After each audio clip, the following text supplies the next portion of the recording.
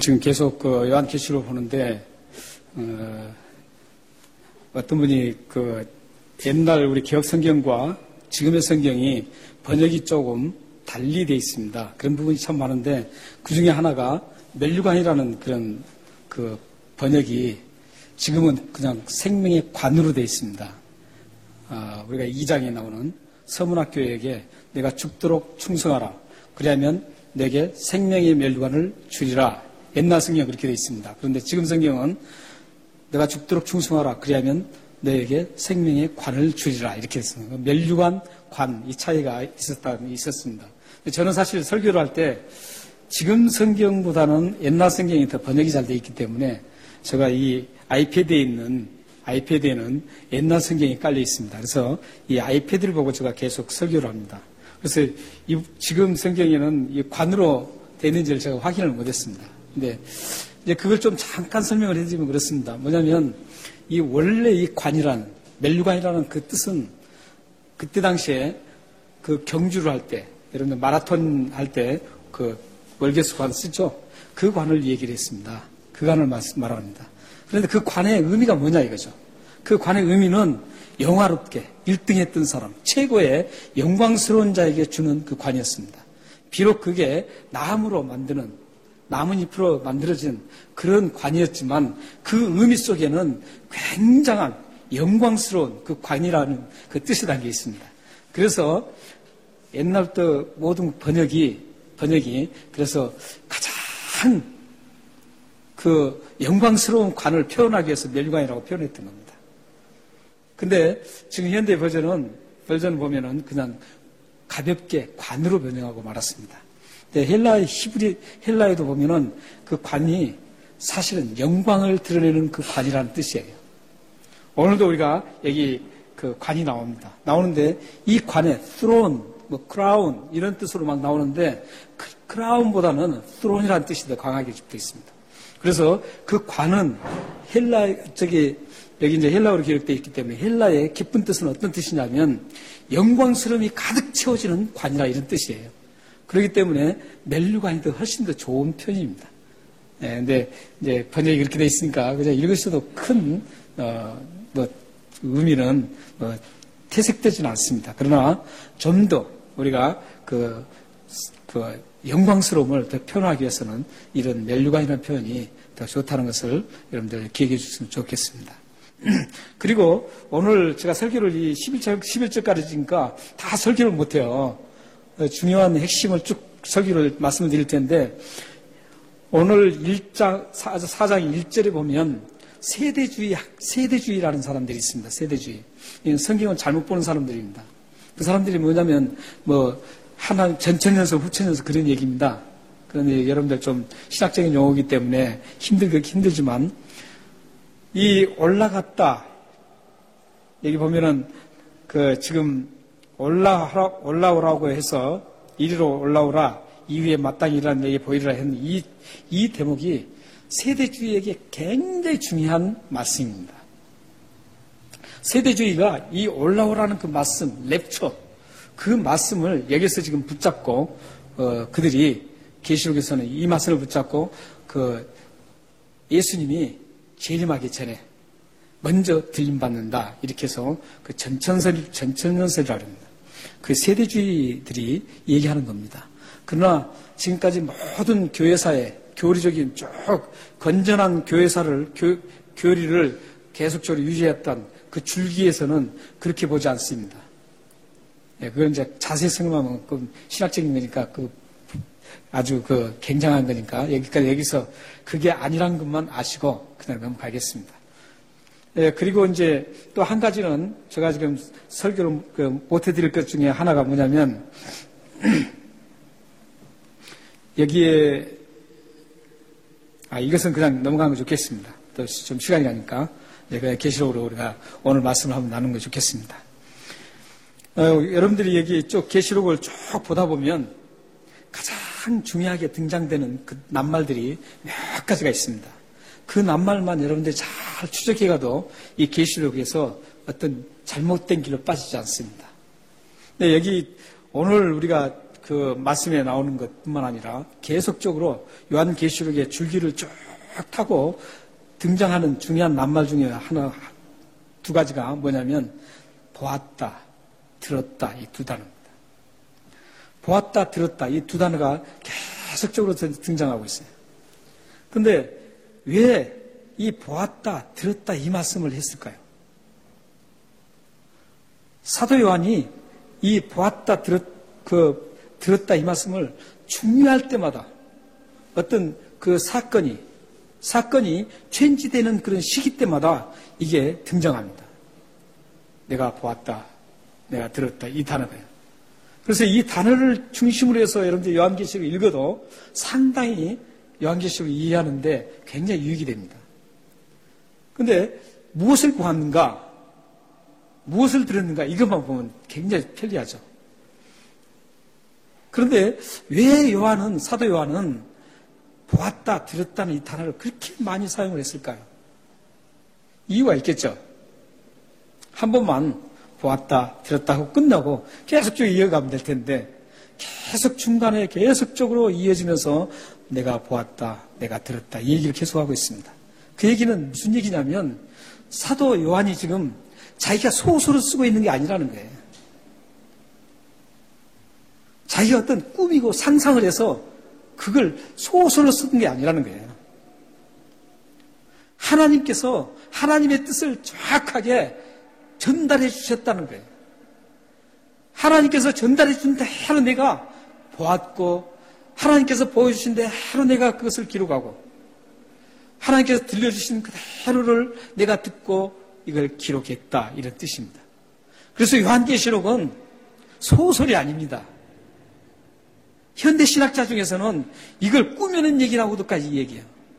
버젓이 신학교에서 강의하는 신학교 교수들이 그렇게 얘기를 합니다. 그런데 그게 아니에요. 이 요한계시록 1장부터 22장까지는 성경 전체 66권은 절대 꾸며낸 얘기가 아닙니다. 개인이 재밌게 스토리를 만들어내는 게 아니에요. 철저하게 성령님의 이끌림을 받아서 특히 계시록은 하나님께서 그 보여준 그 천상의 그 장면들을 쫙 보여주는데 그걸 그대로 기록한 겁니다. 근데 하늘의 영혼은 이 세상에 없기 때문에 이 지상의 영혼으로 사용해서 지금 기록하고 있는 거예요. 그리고 하나님 들려주신 걸 그대로 듣고 그대로 지금 기록했습니다. 그대로 기록하면 돼요. 그래서 이 요한계시록은 하나님께서 계시해 준 말씀이라는 것이죠. 그 신학적으로 계시라고 합니다. 계시라는 것은 베일을 벗긴다 이런 뜻입니다. 그래서 하나님께서 우리에게 보여주실 것을 하나하나 벗겨나갔습니다. 그런데 이 요한계시록이 마지막 이루어지는 그 상황까지도 장래 될 일까지도 계시록을 쫙 열어주셨습니다. 그래서 이 요한계시록을 통해서 사도 요한이 기록해준 이 요한계시록을 통해서 저희들이 앞으로 일어날 일들을 우리가 볼 수가 있습니다. 그런데 오늘 말씀 1절에도 여전히 보았다는 단어가 들리고 또 들렸다는 그런 단어가 있습니다. 한번 보면은 요한 4장 1절 보면은 2일 후에 내가 보니 보았다 그러죠. 보았습니다. 하늘에 열린 문이 있는데 내가 들은 바 처음에 내게 말하던 나팔 소리 같은 그 음성이 이르되 이게 들은 거예요. 또 들은 겁니다. 지금. 이렇게 이 오늘 말씀에서도 하나님이 지금 또 들려주시고 보여주셨습니다.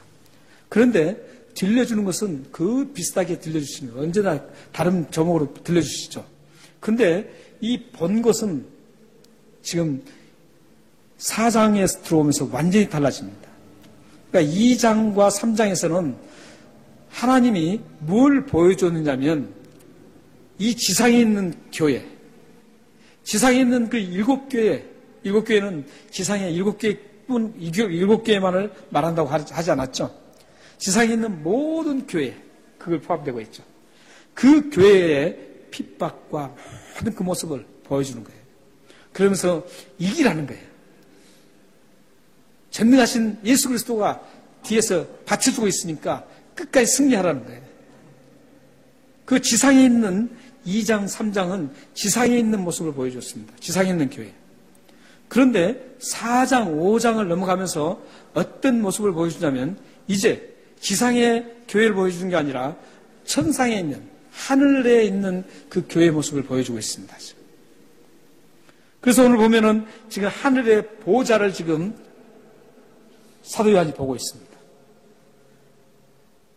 땅의 것을 보는 게 아니라 지금 사도 요한은 지금 하늘을 보고 있습니다. 하늘에 그 하나님이 계시는 그 보좌, 그걸 지금 보고 있습니다. 이걸 본 걸 소설로 꾸며낸 게 아니에요. 하나님이 보여준 걸 그대로 지금 기록해주고 있는 겁니다. 그런데 보면 사도 요한이 본 이 하늘 보좌, 이 하늘 보좌는 어떤 역할을 하냐면 지상에서 일어나는 모든 일들을 관측하고 통제하고 보호하고 관할하는 것입니다. 한마디로 말씀드리면 온 우주와 모든 것을 통치하는 본부입니다. 예를 들어서 국가가 있죠. 국가가 있으면 통치하는 것이 우리 한국 같으면 어디예요? 블루하우스, 청와대죠. 미국은 뭐예요? 화이트하우스, 백악관이에요. 거기서부터 모든 것들이 통제됩니다. 그곳에서 말하는 것들에 의해서 그 국가가 통제가 되는 거예요. 그런 것처럼 지금 이 지상의 모든 우주에 있는 여러분들도 포함되고 모든 국가뿐만 아니라 별, 달, 해, 모든 창조 세계, 이 모든 것, 나무, 풀 이런 모든 것까지도 다 통제하고 관할하는 곳이 어디냐면 이 하늘의 보좌라는 것입니다. 본부예요, 여기가. 본부입니다. 이 하늘 보좌에서 그런데 가장 아끼고 관심을 쏟는 그 대상이 누군지 아세요? 바로 교회입니다. 교회. 교회가 뭐라 그랬어요? 지어지는 게 교회가 아니라고 제가 항상 강조를 하죠. 예수 믿는 성도가 교회예요. 예수 믿는 사람이 교회예요. 교회로 막 건축을 막 화려하게 했다고 그게 그 교회가 아니에요. 예수를 믿는, 진정으로 예수를 믿는 사람들, 바로 여러분들이 교회라고요. 여러분들이 교회인데 이 모든 것을 통제하고 지배하고 관할하는 그 하늘의 본부에서 가장 아끼고 관심을 가진 대상이 바로 누구냐면 예수를 믿는 교회라는 거예요. 바로 여러분들이에요. 얼마나 행복합니까? 행복하지 않으세요? 그 하늘의 보좌, 하나님께서 통제하는 그곳에서 가장 귀하게 여기는 곳, 귀하게 여기는 대상. 금도 아니에요. 돈이 아니에요. 별도 아니에요. 아무것도 아니에요. 가장 중요한 대상, 가장 관심을 갖고 아끼는 대상이 바로 교회입니다. 예수를 믿는 여러분들입니다. 이 사실을 여러분들이 굳건히 붙잡고 가야 돼요. 그래야만 흔들지 않습니다. 여러분들에게 참 견딜 수 없는 그 힘든 상황이 있어도 하늘 보좌 통제하는 그 본부에서는 그 아픔을 바라보고 계십니다. 죽고 싶은 그런 환경이 있을지라도, 죽고 싶을 만큼 그런 처참한 지경이 이랬을지라도 하늘의 보좌 그 본부에서 아끼는 여러분들을 지금도 계속 주시하고 보호하고 지켜주신다는 것을 믿으시길 바랍니다. 이 엄청난 하늘 보좌 본부를 신뢰하고 확신하고 이 세상을 가면 어떤 게 찾아온 줄 아세요? 평안입니다. 이 평안보다 더 좋은 건 없습니다. 돈이 많아도요, 평안하지 않습니다. 돈이 없어도 평안하지 않습니다.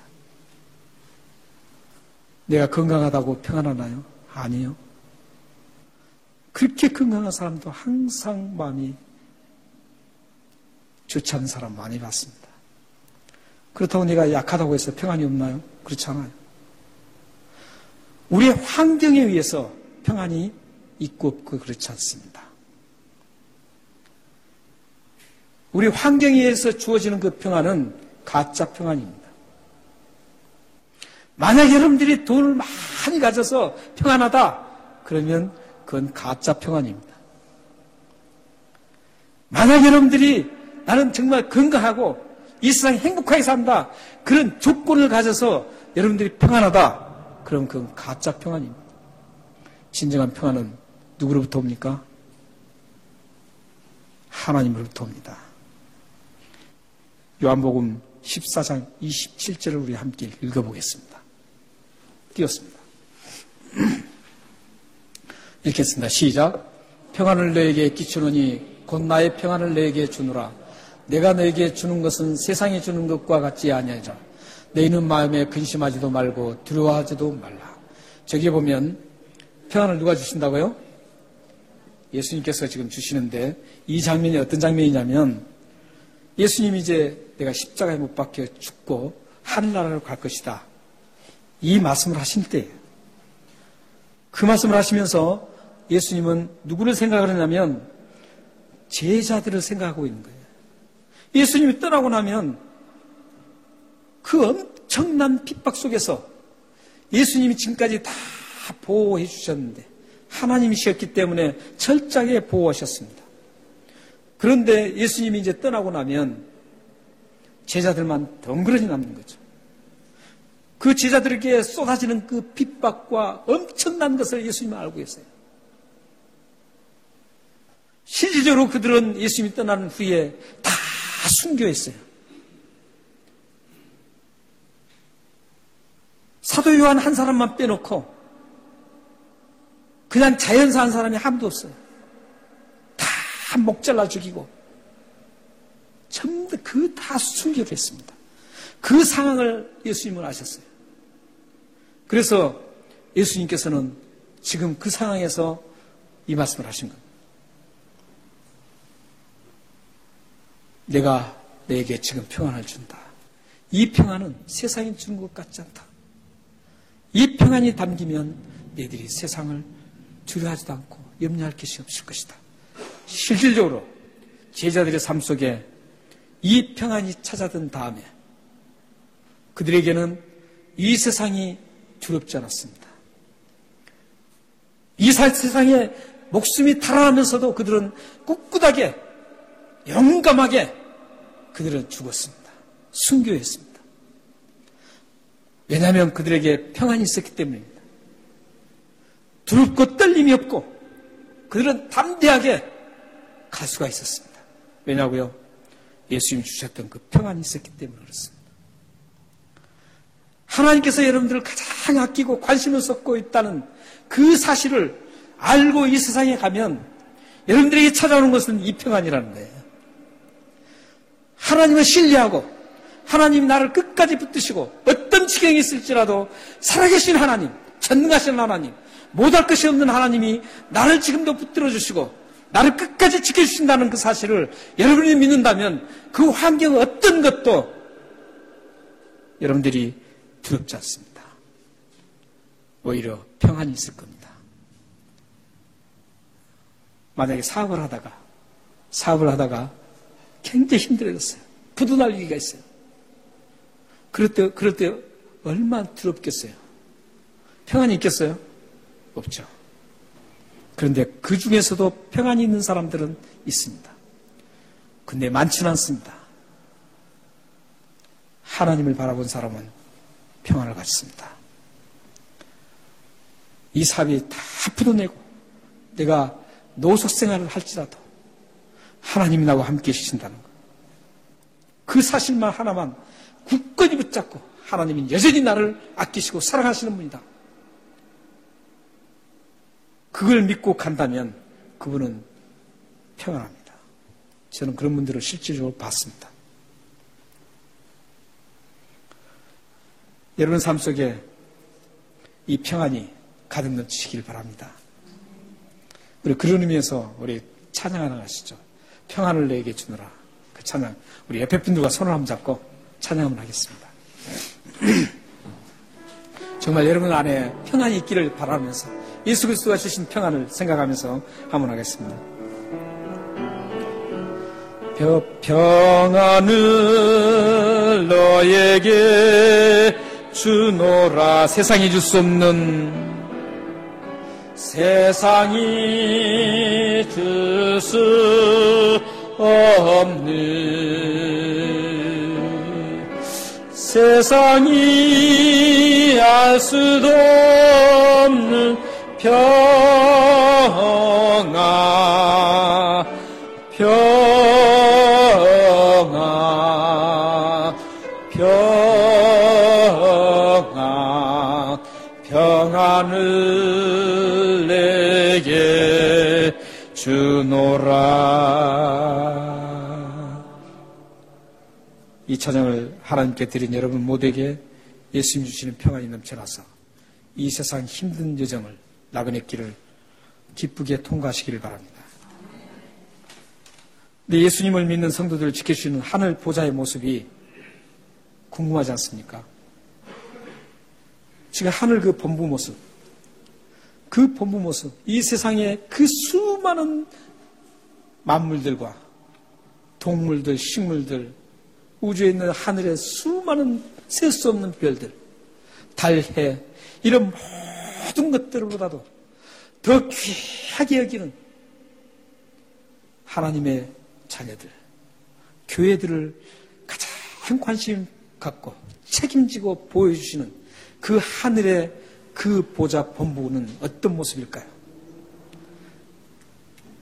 그 보좌 모습이 3절에서 7절에 나옵니다. 한번 보시기 바랍니다. 3절에 7절.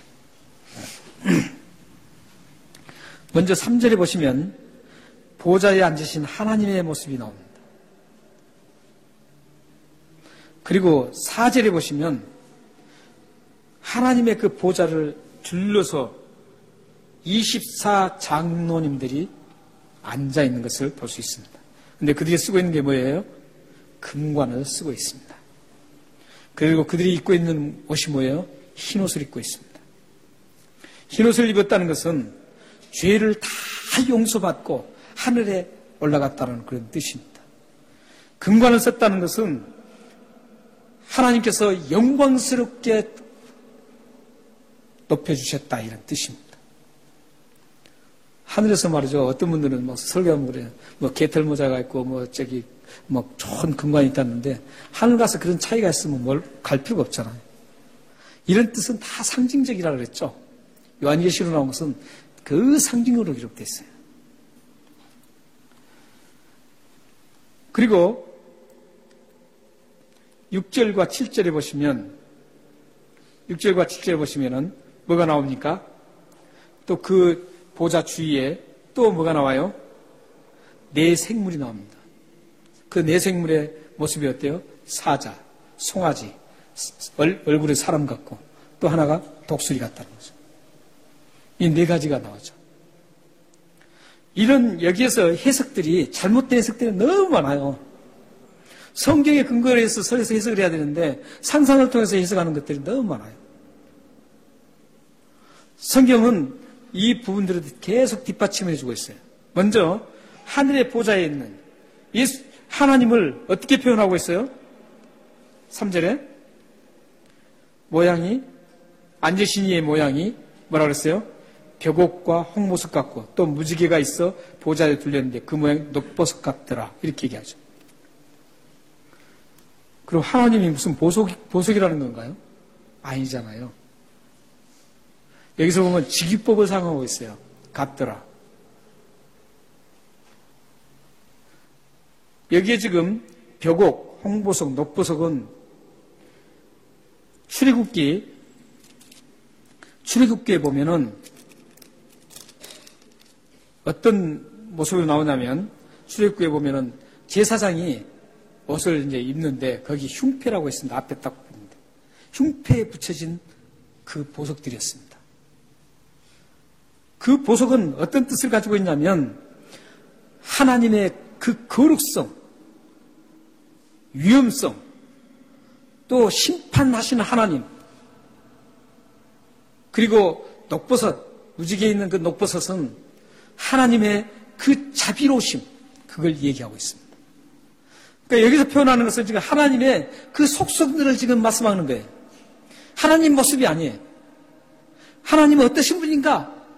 하나님은 대단한 장엄하신 분이에요. 누구도 범접할 수 없는 그런 엄청나신 분이에요. 그리고 그 하나님은 단호하게 심판하신 분이에요. 그리고 그 심판하신 분이지만 그 심판을 자비롭게 하신다는 거예요. 자비로우신 하나님. 공의와 사랑이 함께 공유하시는 그 하나님이 있어요. 이런 모습을 지금 말씀을 하고 있는 겁니다. 그리고 4절에 있는 24 장로들, 24의 장로님들은 어떤 분들일까요? 이 해석은 요한계시록 21장 12절에 14절을 같이 참고해야 돼요. 요한계시록 21장 12절 14절에 보면 예루살렘 12문의 구약 교회의, 구약 성도의 대표인 이스라엘의 그 12지파의 이름이 쓰여 있습니다. 그리고 성곽 12기초석 위에 신약교회 대표인 12사도의 이름이 거기에 쓰여 있는 걸 볼 수 있습니다. 그래서 12를 합하면 24가 됩니다. 이것은 뭘 의미하냐면 12는 7번 지난주에 뭐라 그랬어요? 완전수라고 그랬죠. 12도 완전수입니다. 근데 12는 어떤 완전수인데 신약의 완전한 모두 하나님의 백성들 수, 구약의 하나님의 모든 수를 합해서 24 완전수를 만드는 거예요. 그래서 하나님의 구약의 성도와 신약의 모든 성도들 있죠. 모든 성도들이 하나님의 보좌를 중심으로 다 들러 앉은다는 그런 뜻입니다. 앞으로 여러분들이 그곳에 가서 앉게 됩니다. 앞으로 여러분들이 이제 하늘나라 가면 앉은 좌석이 거기에요. 하나님이 보좌의 중심에 딱 계시고, 그 다음에 거기 보면은 이제 4절, 5절, 이제 5절 보면은, 5절 보면은 그 막 강이 나오고 그러죠. 이거 이제 또 해석이 해야 되니까 했는데, 아까 이걸 하려고 그랬어요. 근데 이건 좀 적어야 될 것 같아요. 그 강을 쭉 있고, 이렇게 쭉 보좌 있고, 그 다음에 있고, 그 다음에 뭐가 있냐면, 성도들이 이렇게 있는 겁니다. 그리고 누가 있냐면, 내 생물이 또 그 뒤에서 쭉 주위에 있는 겁니다. 그러면 여기 내 생물은 뭐냐? 내 생물도 성경에서 우리가 확인을 해야 합니다. 에스겔서 1장 5절에서 14절을 보면 거기에 내 생물이 뭔가를 확실하게 밝혀주고 있습니다. 상상으로 추상하면 안 되는 거예요. 거기에 밝혀주는 것은 뭐냐면 천사, 스랍들을 얘기합니다. 천사의 모습이에요. 이걸 이제 다음에 이레니우스라는 그 교부가 있는데 이걸 이제 마태복음, 마가복음, 누가복음, 요한복음에 매치를 시키게 됐어요. 근데 여기에 지금 천사를 가리킵니다. 천사들의 모든 것들을 가리키는 거예요. 그 다음에 이제 천사들이 쭉 보좌를 중심으로 해서 둘러서 있습니다. 이게 천국의 모습입니다. 그러니까 그림을 한번 다시 그려본다면 어떻게 돼요? 중심에 누가 계세요? 하나님께서 보좌에 앉아 계시고, 그 다음에 그 주위에 거기에 이제 강 같은 게 쭉 있습니다. 하나님 앞에 범접할 수 없는 그런 경계. 그리고 그 주위에 그 다음에 누가 있어요? 성도들이 다 보좌에 들러앉습니다. 그리고 그 뒤에 누가 앉아요? 누가 있어요? 천사들입니다. 그래서 천사보다 사람을 더 하나님이 더 귀하게 보십니다. 이런 그림이에요, 지금. 그런데 이런 그림에서 참 하나님을 향해서 모든 포커스가 이루어지고 있어요. 이루어지고 있는데 사도 요한이 보았던 하늘 보좌의 천사들과 24장로들, 그 중심에 계시는 하나님을 향해서 뭘 하고 있습니까, 지금? 뭘 하죠?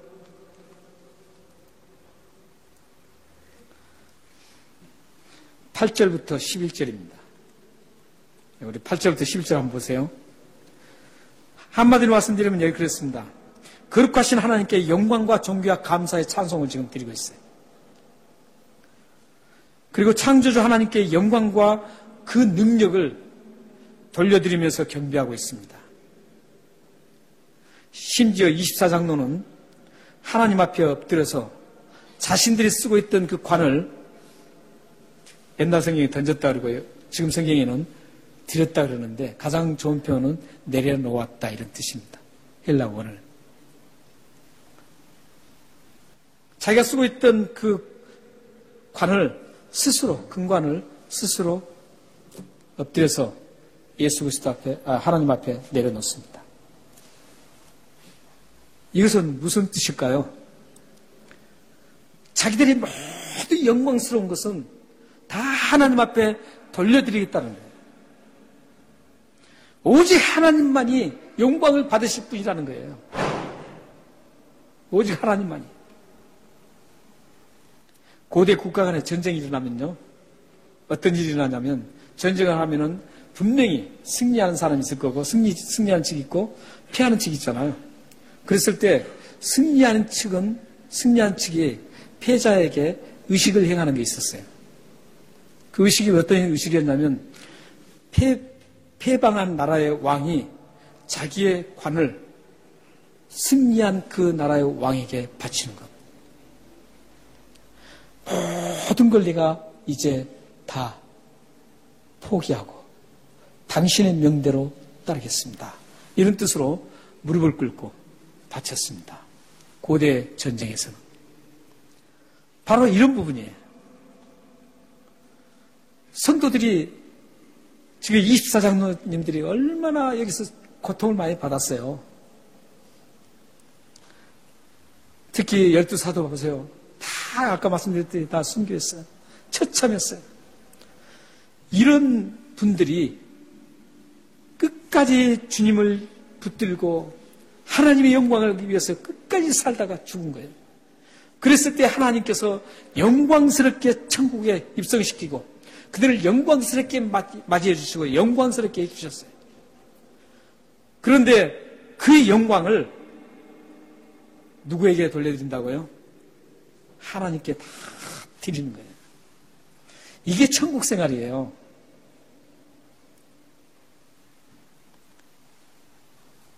우리가 이 세상에 살면서 가장 복된 삶이 뭘까요? 오늘 설교 제목이에요. 이 세상에서 여러분들이 살면서 가장 복된 생활이 뭘까요?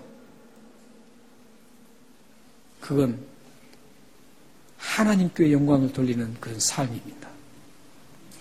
이 삶보다도 더 복된 삶은 없어요. 아무리 여러분들이 뭐 엄청나게 거둬들였어도 그게 복된 삶이 아니라고요. 하나님의 영광을 돌려드리는 게 복된 삶이에요. 그 많은 걸 가지고 하나님의 영광을 쓰면 복된 삶이 되는 거예요. 내가 없어도 자그만 것 가지고도 그걸 하나님 앞에 영광스럽게 사용하고 돌려드린다면 그게 복된 삶입니다. 많고 적고가 복된 삶이 아니에요.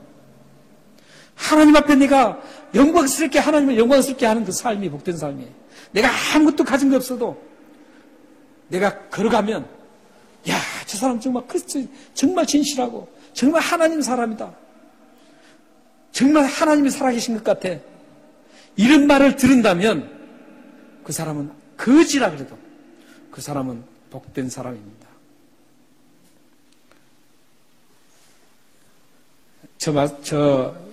제가 드리는 말씀에 동의하십니까? 우리 삶이 이렇게 흘러가야 되는 거예요. 많이 가졌어도 하나님을 욕먹히는 사람이 얼마나 많아요. 한국에 지금 그 엄청난 사람들이 나 예수 믿는다고 한 사람이 얼마나 많아요. 그런데도 그 사람을 향해서 욕하는 사람들이 얼마나 많습니까? 예를 들어서 그분이 정말 주님을 위해서 하다가 욕먹은다면 그건 핍박이라고 볼 수 있어요. 그러나 자기 배를 채우고 자기를 위해서 살면서 욕먹은 것은 그건 핍박이 아니에요. 그건 정말 욕먹을 짓을 한 거예요. 그렇기 때문에 우리들의 삶을 어떻게 살아야 될 것인가? 여러분들이 복의 삶을 산다는 것은 환경에 의해서 주어지지 않습니다. 하나님을 나의 삶을 통해서, 나의 인생을 통해서 하나님을 드러내고 살아계신 하나님이 과연 계시구나, 이것을 드러내는 그 삶, 이 삶이 진정한 복의 삶입니다. 그걸 하나님 앞에 예배하는 삶이라고 합니다. 그걸 하나님 앞에 경배드리는 삶이라고 합니다. 그걸 하나님 앞에 찬양하는 삶이라고 합니다. 찬양하면서 울고 난리하면서 가서 욕먹으면 그건 아니에요. 예배 잘 드리고 하면서도 가서 세상에 가서 욕먹고 하나님의 이름에 먹칠을 한다면 그건 복의 삶이 아닙니다. 진정한 삶은 육체나 모든 것들이 부족해도 여러분의 삶 속에 하나님이 드러나고 하나님의 이름이 존귀케 된다면 그 삶은 복의 삶입니다. 지금 하늘에서 이루어지는 그 천상 예배가 바로 이런 삶을 살았던 사람들이 지금 하나님을 향해서 경배하고 찬양하고 있습니다. 어느덧 2015년도가 과거로 지금 향해서 달려가고 있습니다. 얼마 남지 않았습니다. 시간이 흐르는 걸 어느 누구도 막지 못한 것처럼 우리의 죽음도 막을 수가 없습니다. 어느 누구도 내가 죽지 않겠다고 해서 죽지 않는 사람 지금까지 이 지상에 아무도 없습니다. 누구도 이 죽음은 못 먹습니다. 누구나 이 세상을 꼭 떠나야 합니다. 여러분도 떠나야 되고 저도 떠나야 되고 이 세상에 있는 70억의 모든 사람도 다 떠나야 됩니다. 시편 104편 29절 말씀에 있듯이 주께서 호흡을 하신 즉 죽어 흙으로 돌아가야 합니다. 우리 한번 읽어볼까요? 자, 시작. 주께서 낯을 숨기신 즉 그들이 떨고 주께서 그들의 호흡을 거두신 즉 그들은 죽어 먼지도로 돌아가리라. 누가 호흡을 거두신다 그래요? 하나님이세요. 하나님이세요. 여러분들이 그냥 죽는 게 자연적으로 죽는 게 아니에요. 하나님이 거둬 들으시는 겁니다. 그래서 어디로 들어갑니까? 죽어서 어디로 돌아가요? 먼지로 돌아간다. 이 말을 오해하면 안 됩니다. 먼지라는 것은 흙을 얘기합니다. 하나님께서 육체를 흙으로 빚으셨기 때문에 흙으로 돌아가는 거예요. 그런데 하나님께서 우리에게 영을 부어주셨기 때문에 그 영은 어떻습니까? 그 영은 죽지 않습니다.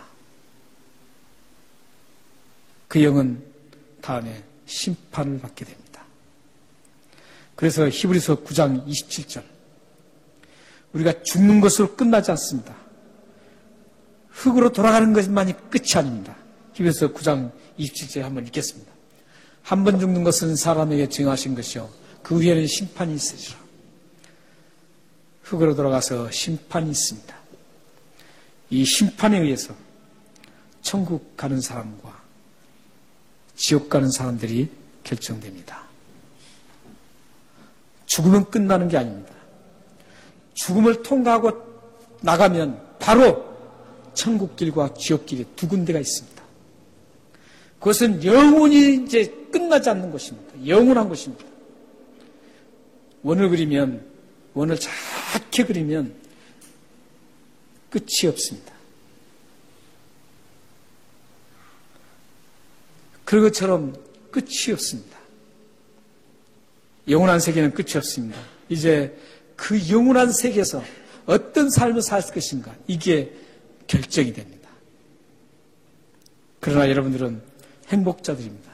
아까 말씀드렸듯이 여러분들을 가장 아끼는 사람은, 하나님이 가장 아끼는, 본부에 가장 아끼는 사람이 누구였어요? 교회.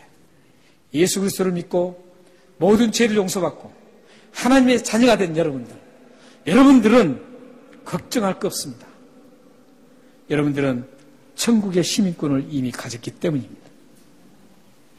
그래서 여러분들은 심판날에도 걱정할 거 없고 예수님 오시는 그 마지막 날에도 전혀 두렵지 않습니다. 왜냐하면 그 안에 주님 주신 평안이 있기 때문입니다. 그 평안 때문에 여러분들은 이제 그 평안은 어디도 사라지지 않습니다. 성령님 우리에게 오셔서 사라지지 않는 것처럼 여러분들 안에 있는 그 평안은 세상이 줄 수 없는 평안이고 예수님 주신 평안이기 때문에 여러분들이 끝까지 지키시는 그런 삶을 삽니다. 이제 여러분들에게 결단이 필요합니다. 이런 헤아릴 수 없는 은혜를 주신 그 하나님 앞에 어떻게 살아야 될 것인가? 예배의 삶을 살아야 합니다. 찬양의 삶을 살아야 합니다. 지상에서 사는 날 동안 하나님을 찬양하고 하나님께 예배하는 그런 삶을 여러분들이 살아야 합니다. 세상 사람들도 인정할 만큼 저 사람은 정말 하나님의 사람이라는 그 삶을 살아야 합니다. 그렇게 되면 여러분들이 드리는 그 예배가 참 경배가 될 수 있습니다. 여러분의 삶에 이 세상 끝날 때까지 여러분 삶에 하나님을 경배하는 그런 복의 삶을 누리시기를 주님으로 축원합니다. 기도하겠습니다.